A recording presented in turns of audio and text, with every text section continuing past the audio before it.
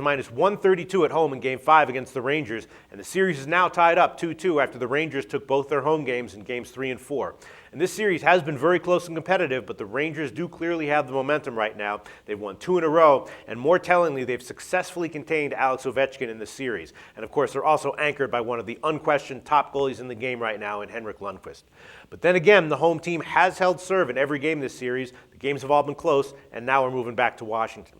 So we did see a similar scenario this week with St. Louis and the Kings wound up maintaining their momentum and getting a road win in Game 5 of that series. And at first glance, taking the Rangers here at plus 122 might also seem like it has some small value, and the game is at least maybe a little closer to a coin flip than the market is giving it credit for. That probably is the way I would lean, but the edge on it isn't certain enough or big enough to make me want to bet it. I felt the same way about the Caps in Game 4, and maybe they did have some kind of tiny value as a similarly small dog, but of course they did wind up losing. The main issue here, though, is that the Rangers have been successful at holding Ovechkin down, and the Caps are a team whose success is very much tied to their top line. And then secondly, Lundqvist, of course, is such an asset, such a huge asset, and he's likely to keep things close no matter what. So both those are very positive signs for the Rangers as an underdog.